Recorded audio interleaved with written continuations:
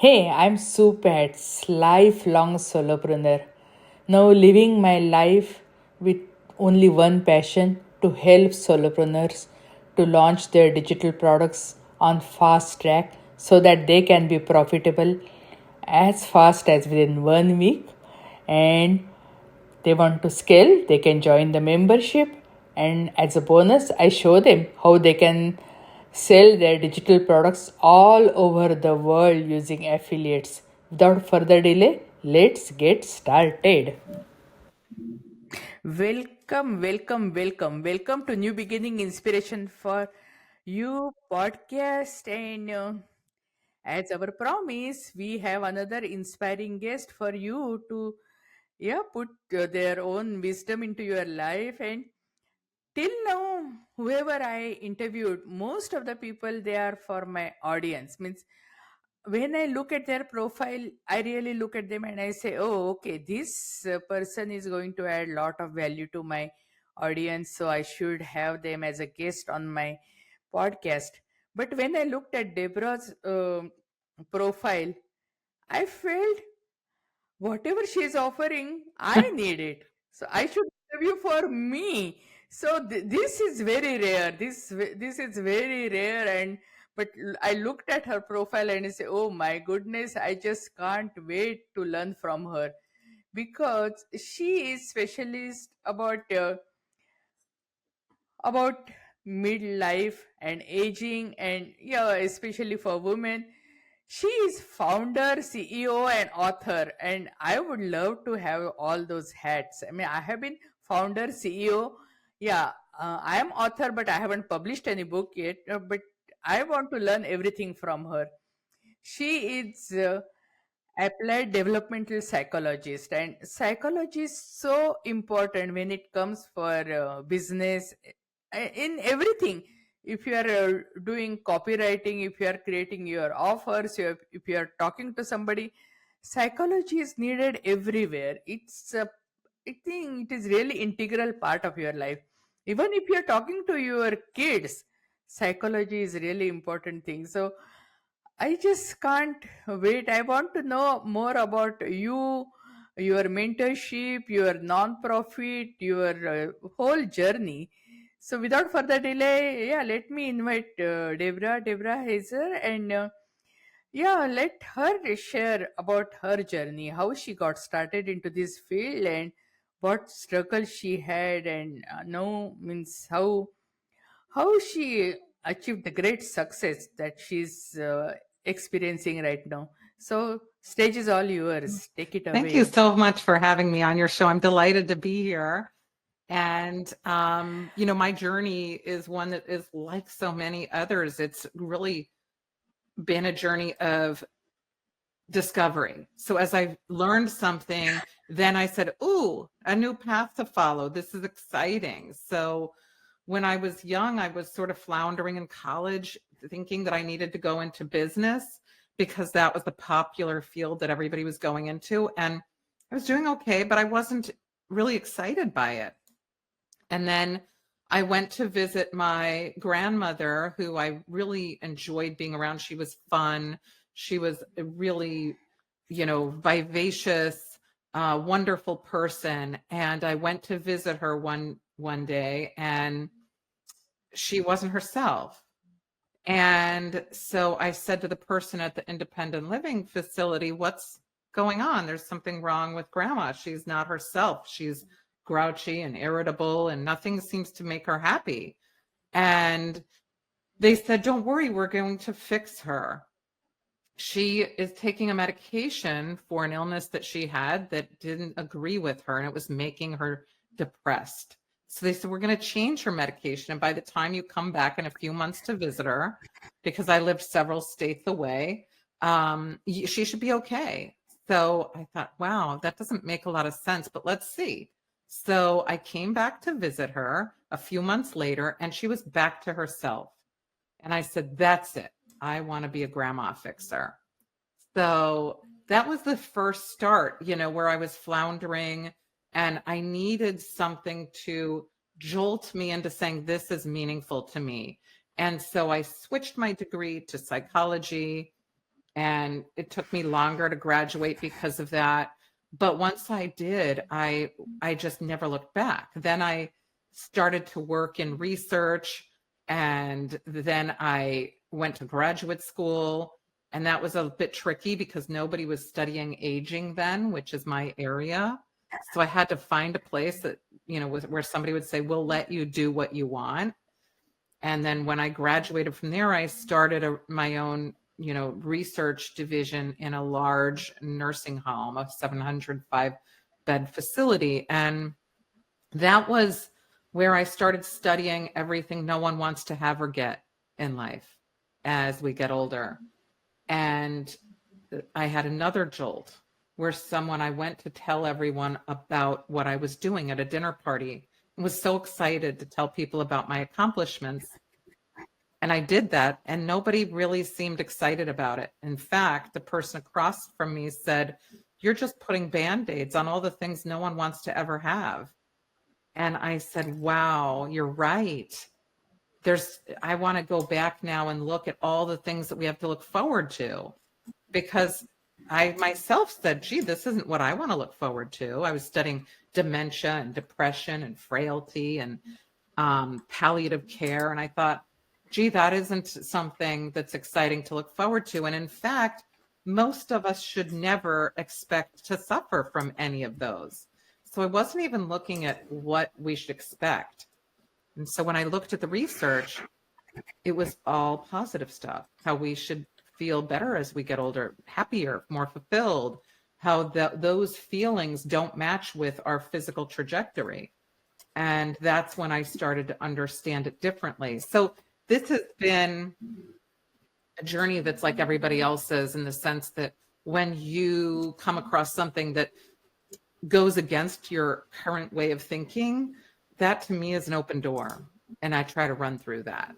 And that's where I ended up starting to really study and look at mentorship and all of the things that make us really happy, fulfilled, excited, and feeling like we have relevance in the world and feel like we're making a difference and like we're helpful and useful and purposeful. That is what we should look forward to. Yeah, that is so amazing because as we age, we acquire more wisdom, and that should make us happy. But many times it is not natural because, see, I have a spiritual guru, and he said that many people die as the same wisdom as they had at the age of 5. Means they never actually upgrade their brain. We upgrade everything. We upgrade our cell phone, we upgrade our laptop, but we forget the most important thing to upgrade, and that is our heart, that is our brain. And you are working on that, and you are helping many more people to, yeah, upgrade their system. So that is really amazing. You're So, oh, sorry. oh, I was going to say you go. the person that you spoke to is correct. When you are self-involved and you're on your phone and you're really scrolling and looking, that's a problem. It was everything in my journey, and this is the same for everybody else. You require to be connected with others in order to be able to see the change that you may need to make in yourself. You can't get that when you're only, living in a one, a room with walls around yourself. So the connections are so key. And that's really what mentorship is about, and what that, that whole stage of generativity that makes us want to get out in the world and make our footprints. So that's so true. I love that you brought that up, because we have an opportunity to either do that, like scroll and stay within ourselves, or connect with others and get more insight into ourselves based on what others say. Yeah, as you said, mentorship, and mentorship is so important. Yeah, it is good to learn from your own mistakes, but it is always better to learn from somebody else's mistakes.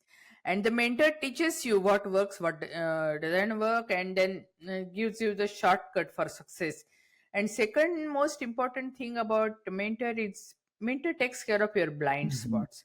You cannot see everything in you. And if someone is taking care of your blind spots, hey, that's a really, I mean, because life is so short, right? Life is really running so fast, and yeah, you really don't have much time to waste. And finding great mentor, it is, I think, it is most important thing in anyone's life. And yeah, and especially the mentor who can guide you and help you go where you want to reach, and someone who has already walked through that minefield, it's very easy to follow their footsteps, right? So I just wanted to ask you, so what can we look forward to when we age? Because nobody likes to age. I'm not talking about just Hollywood actors, I'm talking about everyone. you know Means we are just fighting against our aging. So what can we look forward to? You are describing exactly how I was looking at aging. So when I went to that dinner party, I was looking at aging as an inverted V. We have a steep, steady, quick incline. We learn how to walk and talk and run and do all of these things and get really adept at all of that very early. And then we have a slow, steady decline. And that's stuff that we don't necessarily see right away. Like we don't run as fast. We then don't, we need reading glasses. We have things that take our Yeah. time, but nobody really notices that. Like, I don't care that I can't run as Uh-huh. fast as I could when I was 20. I don't care really that I need reading glasses. So most of us don't care about that, but we have a fear of it. We have a fear of what the future holds, right? Which is that it ends in death. Physical trajectory ends in death. But nobody puts any emphasis on our emotional journey. And we don't just have a physical journey. Like there's people out there who can run much faster than me, who don't need reading glasses, and I may be very much happier than them. So when we Oh, yeah. start our emotional journey, it starts the same place as our physical journey. And that goes up and it never goes down. It is a line that goes right on up. So we think that our emotions follow the same trajectory as our physical journey, but it doesn't.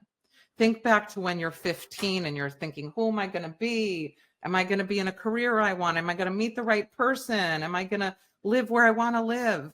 There's a lot of anxiety and that is involved in finding your identity.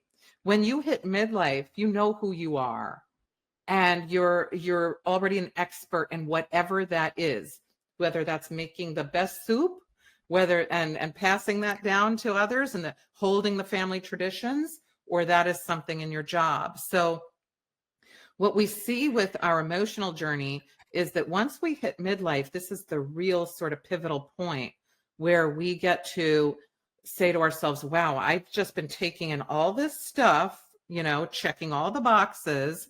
And now I'm like a jar. I can open the lid and let it out.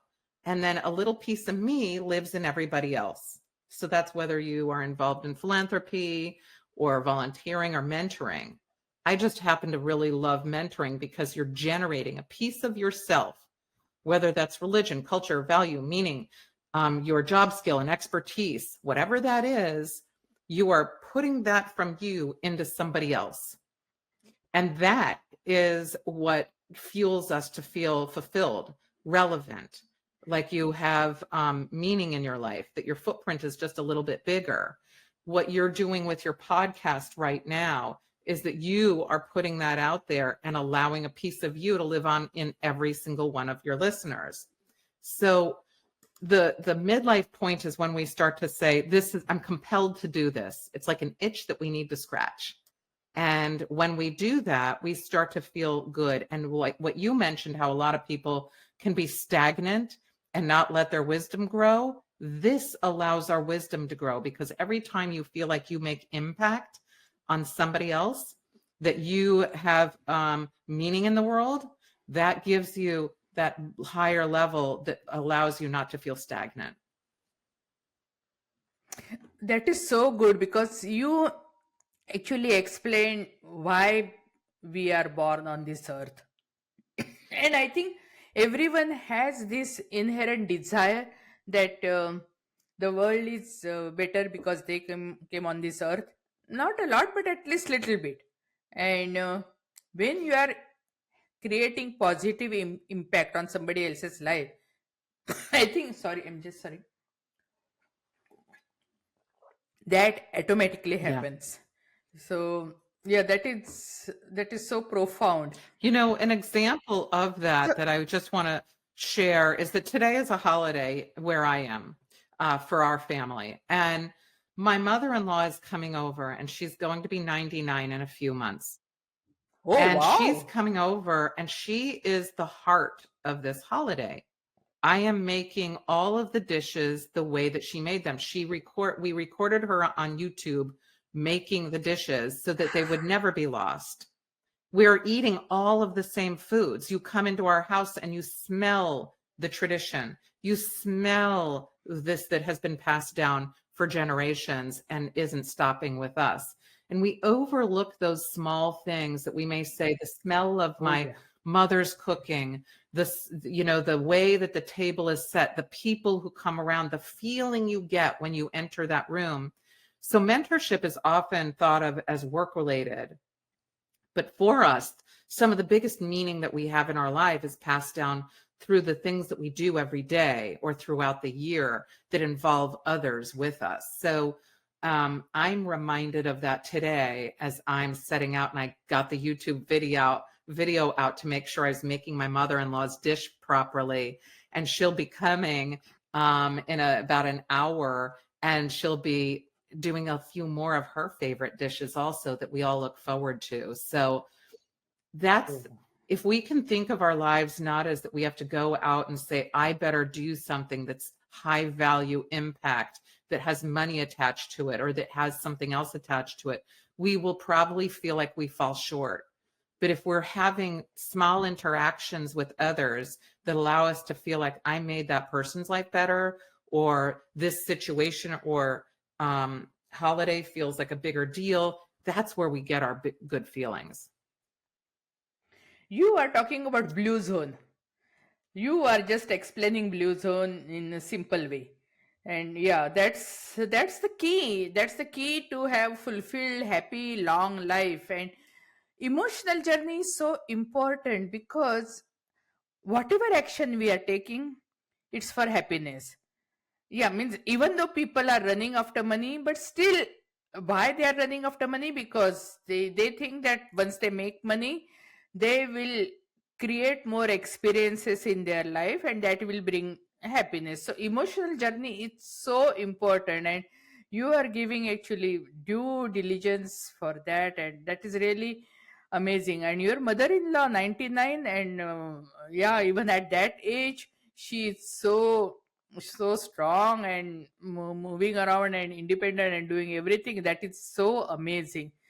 Yeah, means that's the example anyone would like to have, really. Because people are suffering, and yeah, so many things, and here you are talking about health in every possible area. That is so much needed for this world. Really, really You appreciate. know, we can make happy when we have babies. They aren't born and we don't say, I hope you can run fast. We say, I hope you have a happy Yeah, life. That's what we're yeah, looking for. And somehow along the way yeah. on our journey, we lose sight of that we're really seeking happiness, Mm-hmm. that it's our emotional journey that means the most to us, that that's what we wish for others, is a good emotional journey. Yeah. And when we think about that in terms of our lifespan, we often say, oh, I'm going to move over and I'm going to start to focus on money without an idea of where that end is. I'll put my mentorship and how I can make more money, or things like that don't have any real attachment to us, that if we get more, or it does that make that gathering feel better? Does that make your interactions with your friends feel better? Does that make your interaction with your loved ones feel better?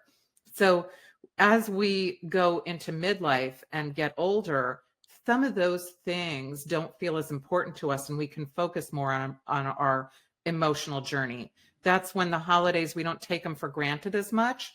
We start to feel good about who's around our table, who comes to visit with us, those people, when we're younger, we're built to have a lot of people around us that don't mean as much to us because we're figuring out who our people are, right? Who is it that means something to me? By the time you hit midlife, your table is smaller, but it's more meaningful. And that is where Yeah. we have this sort of power to move our emotional journey and those that are at that table together to another level. So quality For over sure. quantity, no doubt about it. Yeah. So I was going through your profile and I saw one word that is generativity. And actually, I don't know whether I'm pronouncing it right, but I don't know this word. So will you please explain what does that mean? So generativity is an emotional developmental life stage. So just like in a physical development, you expect to walk, right? You expect to then run. You expect to do certain physical things. We have an emotional developmental lifespan that has stages just like we have for our physical development. So when we're in midlife between 40 and 65, we should expect to, and I usually say right around 50 especially, to hit a stage called generativity. And this was talked about by Erik Erikson, a very well-known psychologist and a developmental psychologist. And in this stage, it's where we want to generate something from ourselves into the world. So if I'm mentoring, I'm taking a little piece of my wisdom and I'm imparting it into you. Now, that could be through the holiday traditions, meaning, value. It could be that you're a hardware engineer and I'm a software engineer, and I turn to my right and I say, hey, can you help me with this? And that person says, yes, I can. It's that. It's when we start to say, I want to have a little piece of me and others. And I'll give you an example of what that looks like. Because most of us say, okay, that sounds great, but I don't know what it would look like in my life. And in the case of Nobel Prize winner Bob Lefkowitz, he started to say, hey, I got this Nobel Prize in 2012 in chemistry. Why me? Why did I get this? So what he did was he said, I want to look at who mentored me. So we have things like the ancestry.com where you can look at your family ancestry and it looks like a big tree. Well, he did that for his mentors. So he found his mentors, put them in like a tree format with himself right in the middle and a few people next to him, and then his mentees that he knew of below him. And when he published that, he decided to publish it in a journal. He saw a lot of his mentors were Nobel Prize winners, and a lot of the people next to him were Nobel Prize winners. And the people below him, the person right below him, also was a Nobel Prize winner. So the thing that was the most exciting to him was not that, but it's that he published this and he went to a conference. And when he went to the conference, somebody came to him and he said, hey, Bob, I'm 6 degrees Lefkowitz. And Bob said, what do you mean? And he said, well, there are 5 people who've worked between you and me. And so Bob said, well, what have you been working on? And he started to tell him. And Bob was so taken aback because it was everything he started, but it was so far out now because he was able to see how far out it went. And he was using the same words and phrases that Bob had used. He was hearing himself in this person 6 degrees away from him. So when we are in our everyday life, we forget how much impact we make just by connecting with others, and how our wheel keeps moving and growing and how we're a part of that. It's like a sense of immortality. So that's what generativity is. You are generating a little bit of yourself that lives on in every other person. So right now you have this podcast. Everyone who's a listener carries a little bit of you in them, and then they will pass that on in what they do. So that's what generativity is. I get so excited by that because it's the first time that we're able to do that. Like a baby can't do that. They don't have enough information, but you can by the time you've already brought in enough to be able to give back. So you're talking about the mentorship, and it is really vital to choose a good mentor. So how can we choose a good mentor? How do we know What makes a mentor really good or great one? I'll give you a definition of mentor, and I'll tell you, you should never have one. You should have as many as you possibly can.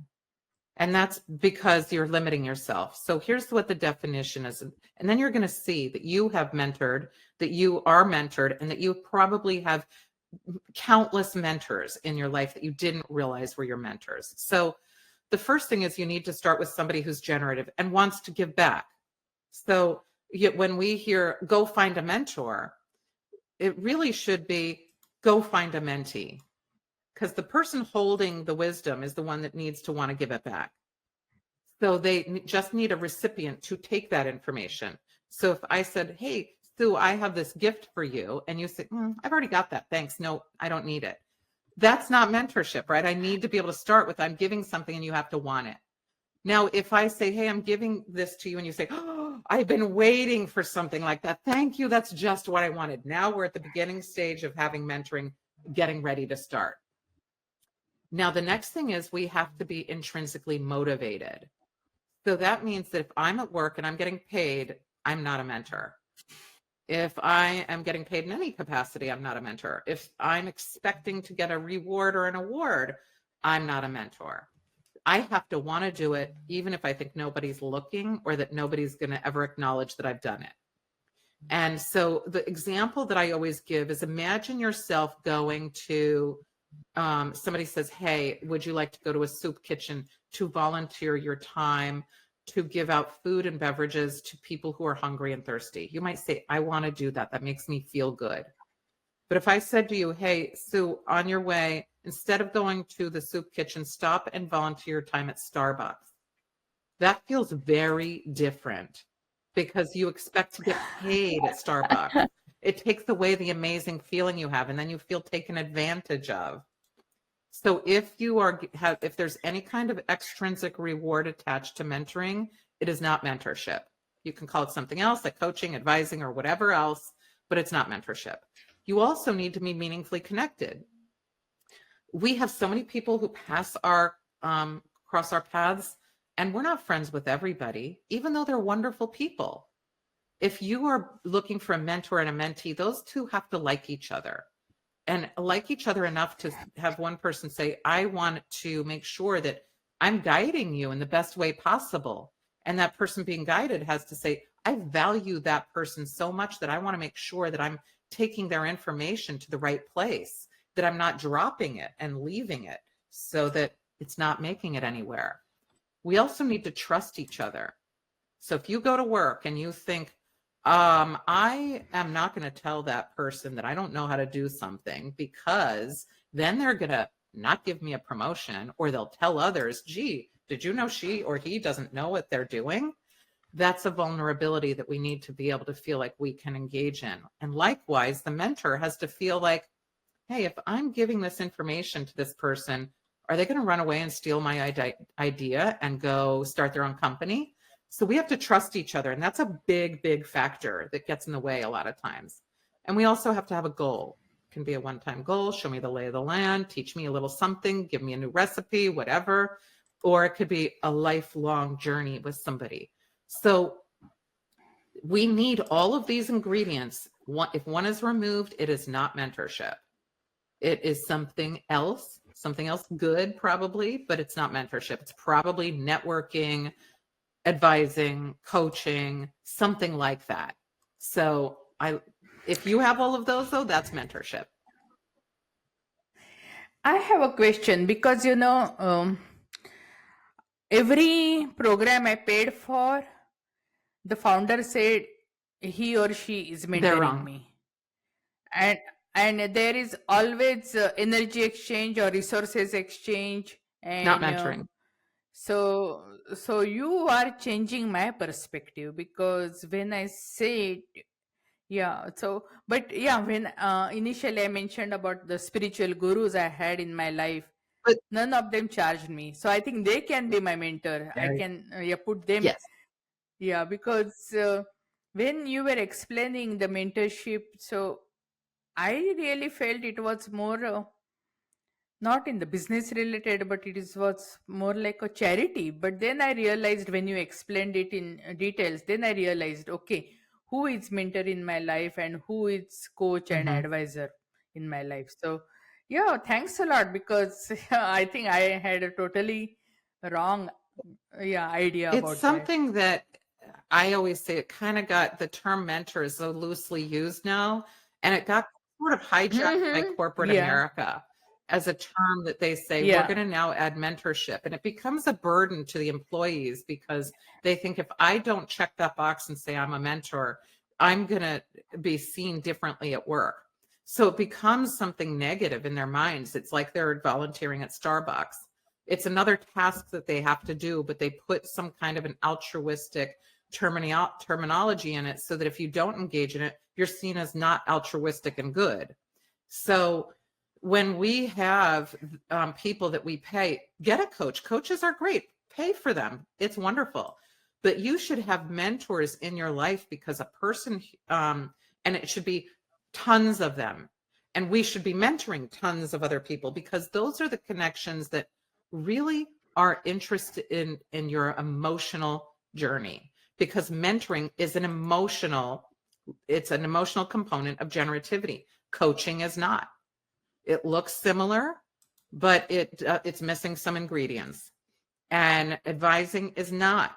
It is missing some of the ingredients. Networking is not. It's missing some of the ingredients. So that's where we will often sell ourselves short because we will not seek additional mentors because we think we have it all covered in one person who says, I've got this all for you. So I caution you, and I'm not always popular saying this, but I caution you to look at who you are connecting with. Put the right term to it, because if that person is actually a coach, you will still know that you don't want 10 coaches, but you want 10 mentors. So align yourself with a coach if you want to. That's great. An advisor, great. But make sure that you're never closing the door on yourself for mentorship. Yeah, that is really good. Really, oh yeah, well explained. So, actually, my husband took early retirement. He's retired. I'm not retired yet, but I want to prepare for retirement.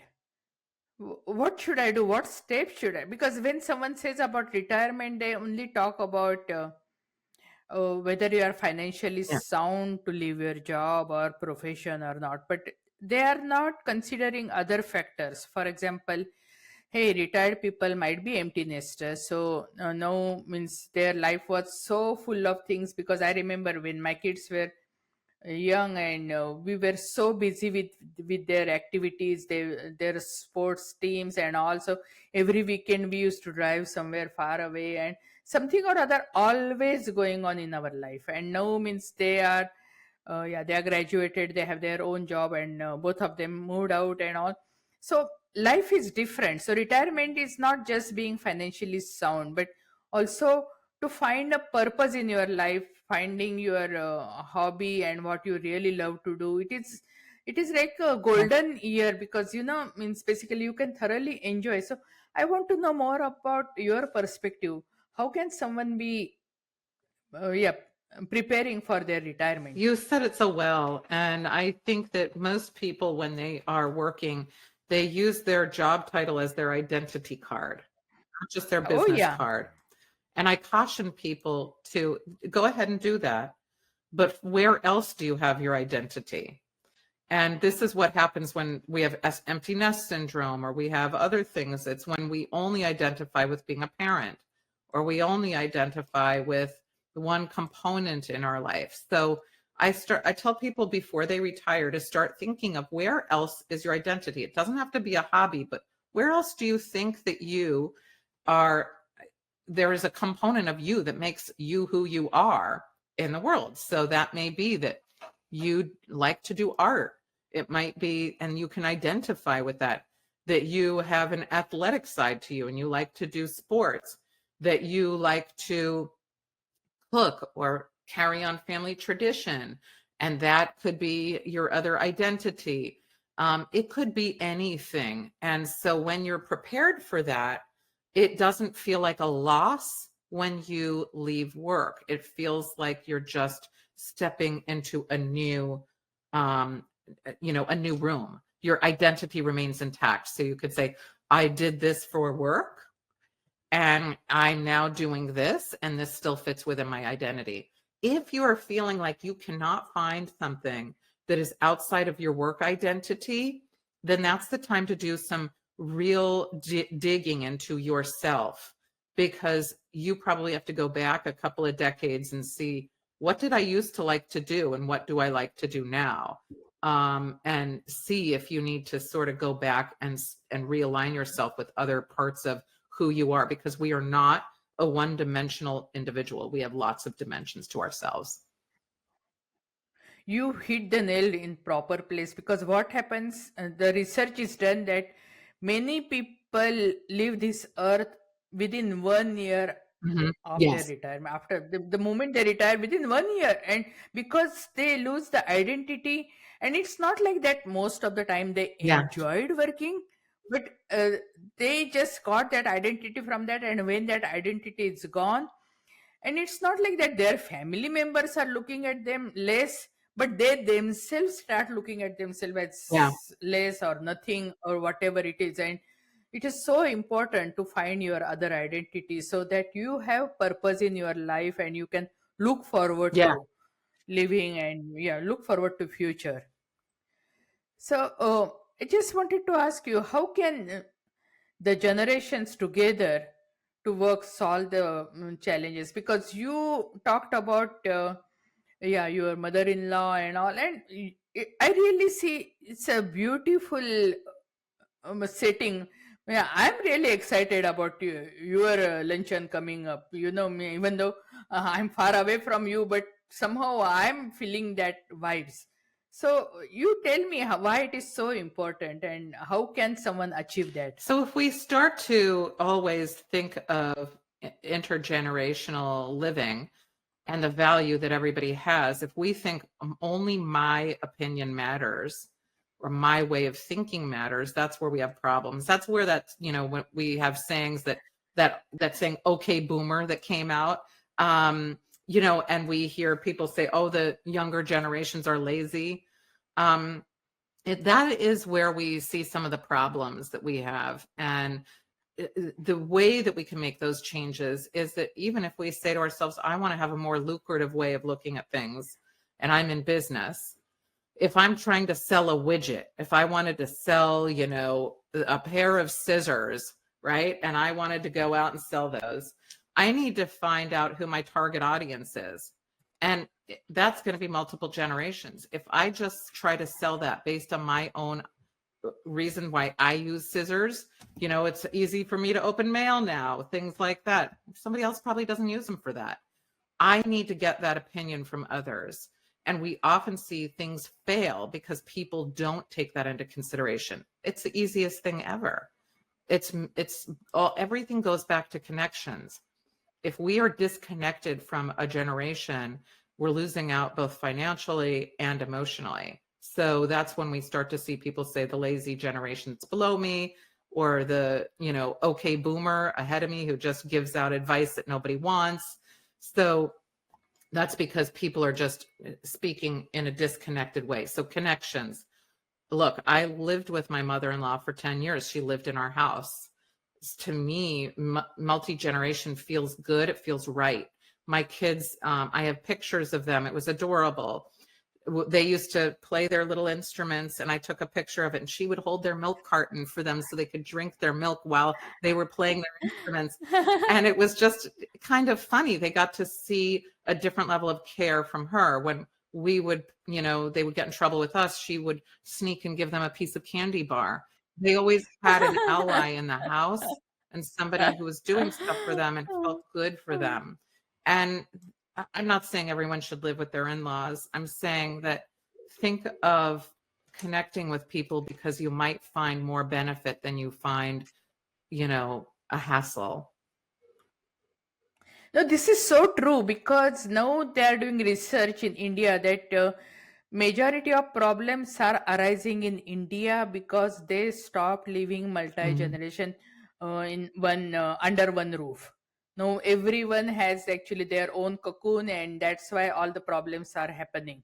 And that is the research is telling. And it's really important. I remember actually just now we had been to Washington DC. I met one of my old friends, and after a long time, and we were talking about our kids, and then I just mentioned once that we learn so much from our kids, because I learned lots from my Yeah. kids. Means my kids told me to pursue my dream, because they said you gave your life for us and now it is your time. Because I used to do a lot of paintings before I got married, and after I got married, I just stopped. I had various hobbies. I was interested in everything on this earth, and I was good at most of the things. And I just gave up everything. And then my kids said, "Hey, we are independent. You don't need to do anything for us, and we are covered. So you should follow your hobbies. You should do whatever." And I was just my kids actually taught me a lot, and I was telling my friend that I learned so much from our kids. That I just mentioned we learn so much from our kids, right? And she bluntly said, "Hey, because you have daughters, you learn from them. I have one son, I didn't learn anything from him." Well, And I was really stunned. I'm okay. Okay, my kids. Okay, my girls. Okay, I'm proud of them. Yeah, they are good. They taught me a lot, and I'm really happy. But that doesn't mean that her son must be dumb or something like that. He must be having really good qualities. Maybe she just refused to look at them. So, but I didn't want to argue with her, because I never met her son. So I just didn't want to say. So I just kept quiet.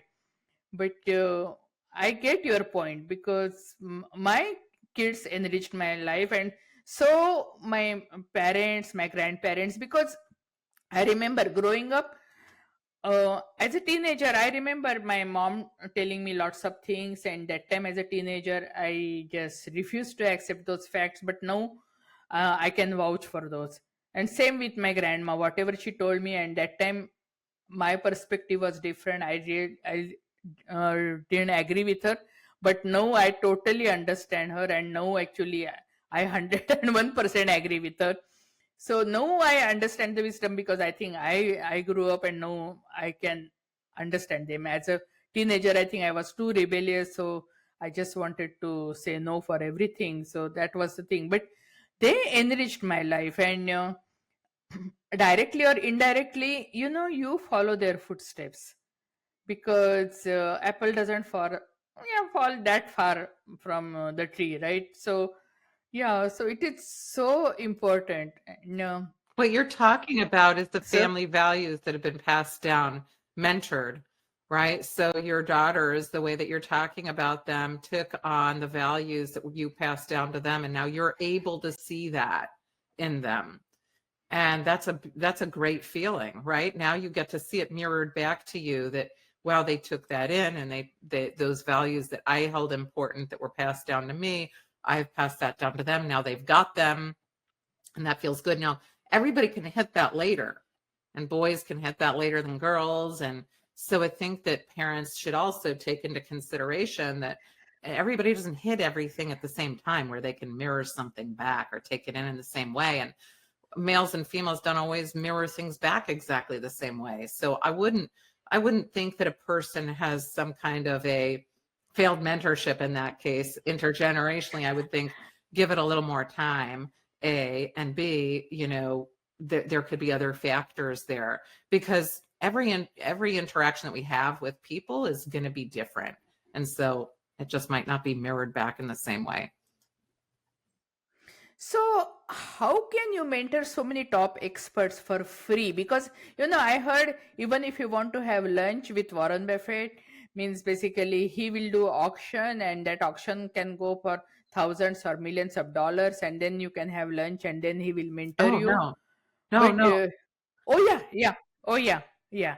There is a auction. If you want to have lunch with him, Wow. he just auction.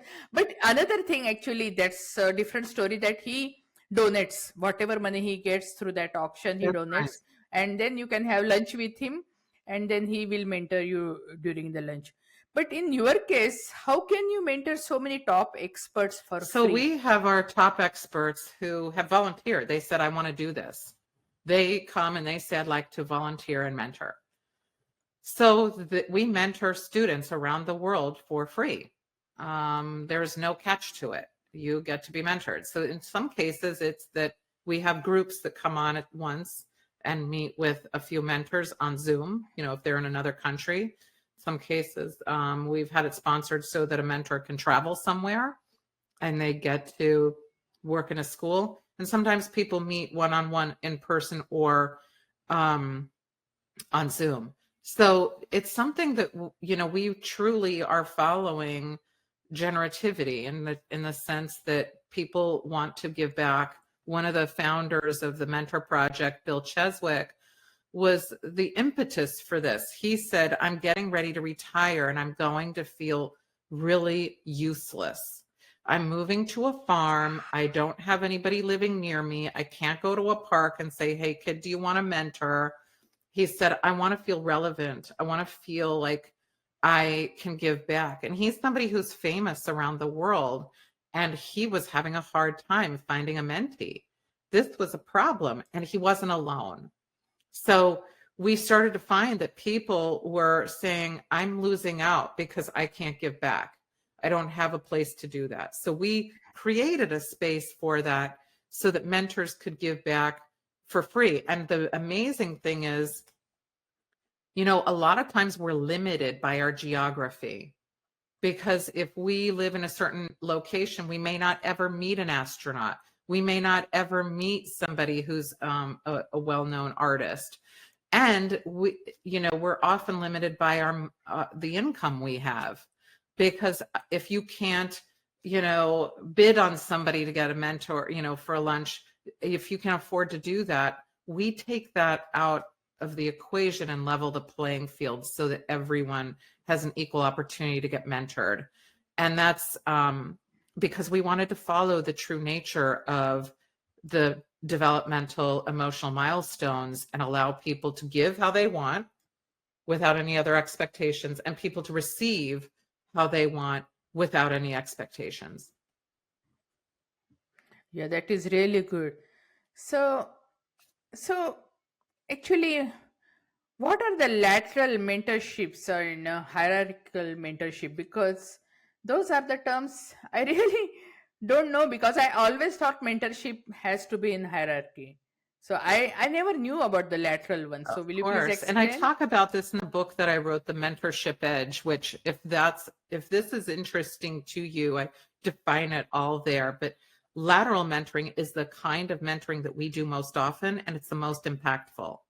So if you're looking for a Hmm. mentor, your best mentor is probably going to be a lateral mentor. And I'll give you an example. Huh. So most people, when they start a company, they need lateral mentors. There's no boss above them. They'll say, I want to start a company.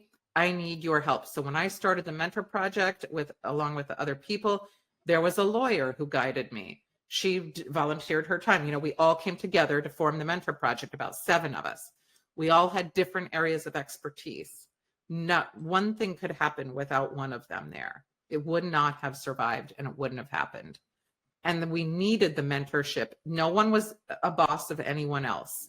So in entrepreneurship, lateral mentoring is what makes companies happen.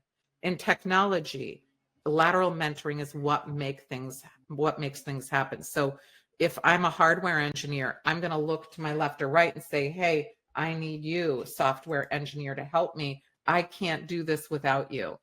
And so we often think that it's just to get a leg up in a job. Take the job equation out of mentorship, and you're going to see the possibilities that open up for you. So an example is Charlie Camarda, the astronaut who's one of our mentors. He just wrote a book called Mission Possible.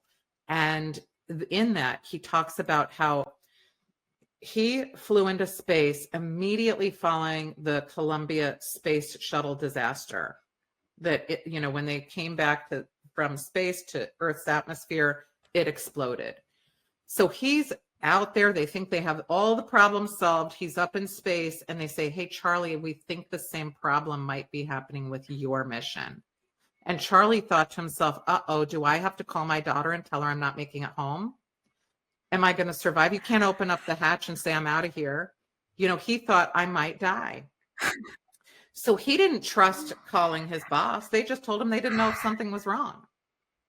So he called a colleague of his who he trusted and knew really, really well.